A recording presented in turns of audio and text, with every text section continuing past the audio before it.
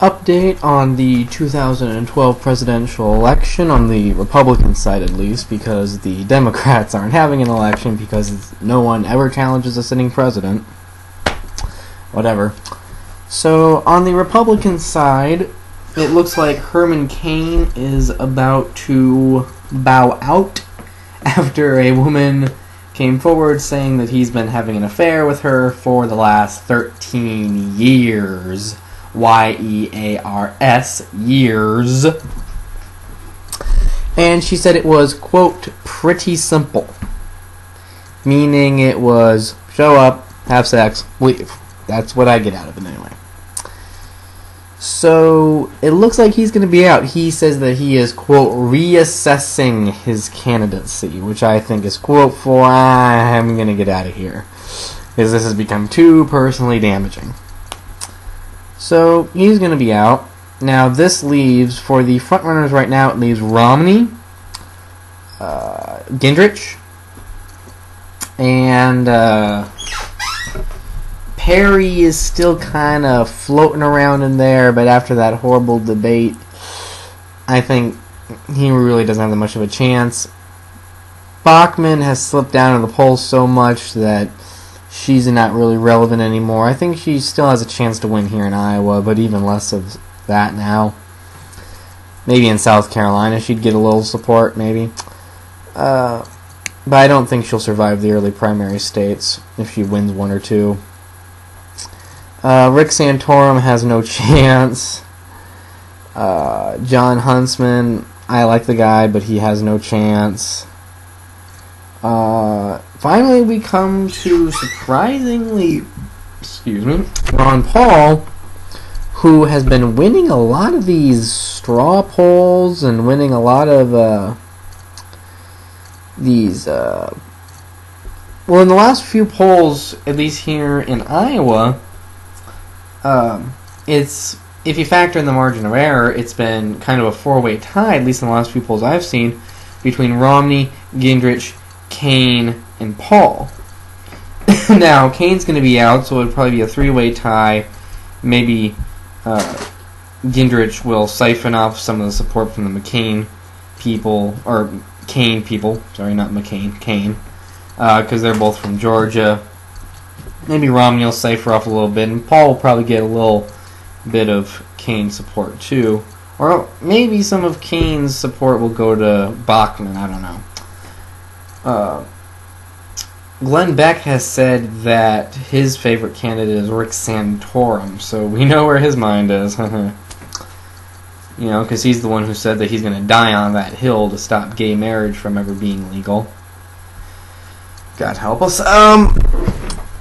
So, now I think when it comes down to it, I'm surprised that Gingrich has been able to get the kind of support he's getting.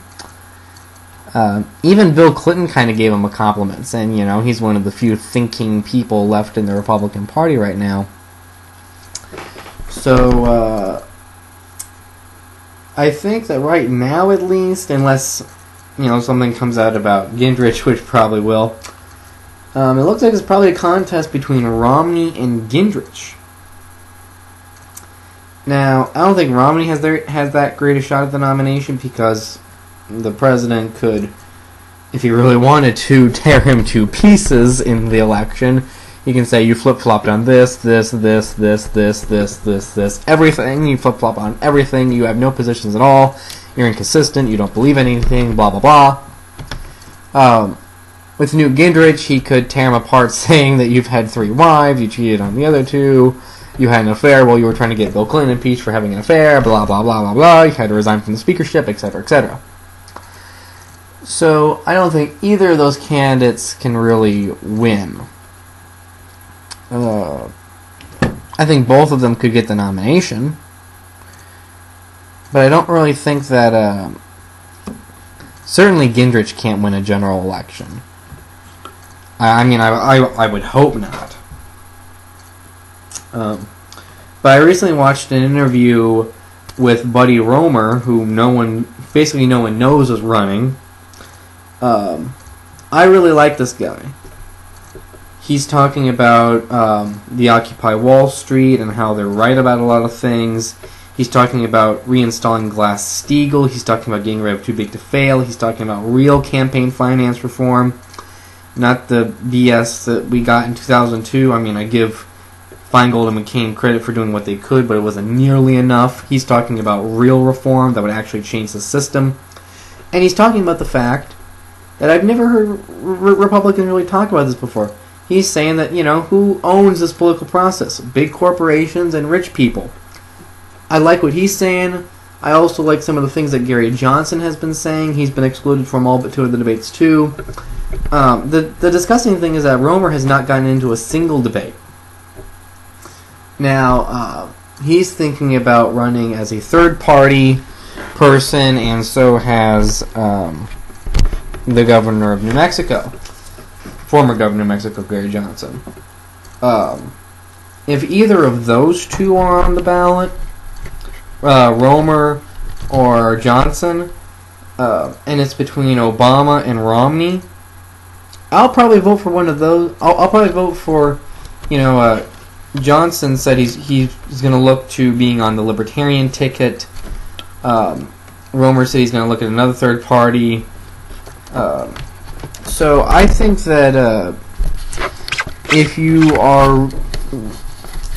you actually have principles and you actually, whether you're on the right or the left, you have to acknowledge the fact that Obama has, first of all, sold out. I mean, come on. He did. And failed to, I mean, look, I'm glad he got us out of Iraq. I'm glad that he made it so that insurance companies can't, deny you because of nothing. But, let's talk about the fact that his health care was basically a big giveaway to the insurance companies. The financial reform was a big giveaway to the banks. He passed on the ability to prosecute people for torture, which is unconstitutional. He expanded the war in Afghanistan when we should be ending it. They said they're going to withdraw 40,000 troops now, so they'll be back down to where they were when he first started by the end of 2012. So by the end of his first term, we'll be where he was at the beginning of his first term. So there isn't a real candidate who I can vigorously support that's going to be either nominee. I mean, I've realized that long before now. It's like if you look at Romney, he's just a politician who's going to say anything in front of any crowd to get applause and get votes. I will never vote for him. I'd have to be out of my mind to vote for him. Now, Now, on the other hand, I don't think Romney would be that disastrous of a president. By that I mean I don't think he could do that much damage. I do subscribe to the theory that this country is greater than any one person.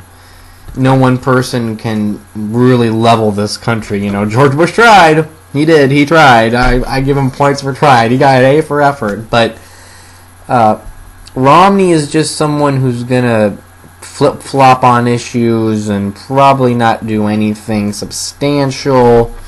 So I don't think he's that dangerous. So if he's the nominee, I would probably vote for a third-party candidate because I don't care that much. Now, if someone like Bachmann or Santorum were to be the Republican nominee, I would have to vote for Obama out of the fear that Bachmann or Santorum could possibly become president. I would hold my nose and close my eyes and vote for Obama just out of fear of how bad some of those people would be. So, yeah. Yeah, or, I would include Herman Cain in there, too. Herman Cain would be disastrous, but he's clearly not going to be running anymore, so... And Gingrich, Gingrich could be pretty harmful because he's actually smart. You know, I mean, he has the affairs and all that stuff, blah, blah, blah. But, you know, this is a guy who is actually smart. He was a college professor. He's written 25. You know, he is a smart guy. Democrats would underestimate him at their own peril. So, if he gets the nomination, I would have to vote for Obama because I would be scared shitless that Gingrich would actually become president. Now look, Gingrich actually has some ideas that I think are alright. He's talking about attaching a training program to unemployment so that during those 99 weeks or however long you're on it, you are being trained so that we have a better trained workforce, which is the reason we have so much unemployment and that we can't compete with China and Brazil and Europe and all these other countries. And that's a good idea. I like that. So he has a few good ideas. You know, he's talking about, you know, we shouldn't give money to people for doing nothing. I subscribe to that idea. We shouldn't. You know, I think a safety net is very important, but I think that it's possible to have a system where people do somehow work for the money that they're going to be given for free until they can find a job. And, you know, he worked with Clinton for welfare reform, even though welfare reform really wasn't much. It was, you know, give it back to the states and put limits on it. We need a lot more than that for welfare reform. So yeah, he's a smart guy who can occasionally say some things that are pretty smart and reasonable. And I saw in the last debate, he saw something that really he said something that really surprised me. He said we need to be humane about our immigration policy. He said if someone's been here for 25 years, has children and grandchildren as a part of the community, we shouldn't deport them. I like that. You know, he's being reasonable on immigration. And he said, I'm willing to get criticized for that. And people in his party are criticizing him for saying we need to be humane. So that's the mind of the party right now. So, in a crazy way, Gingrich is kind of a moderate in this Republican Party now, which my brain hurts me saying that. So, yeah.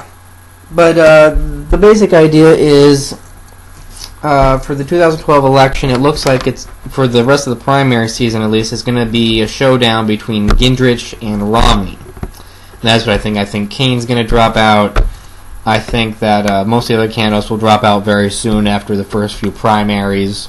You know, Santorum and Bachmann and Huntsman and Paul will be gone. And Paul said he's not going to run as a third-party candidate, so I think we'll kind of see the last of him. So, yeah, it looks like it's going to be between Romney and Gingrich for the rest of the primary. That's what I predict.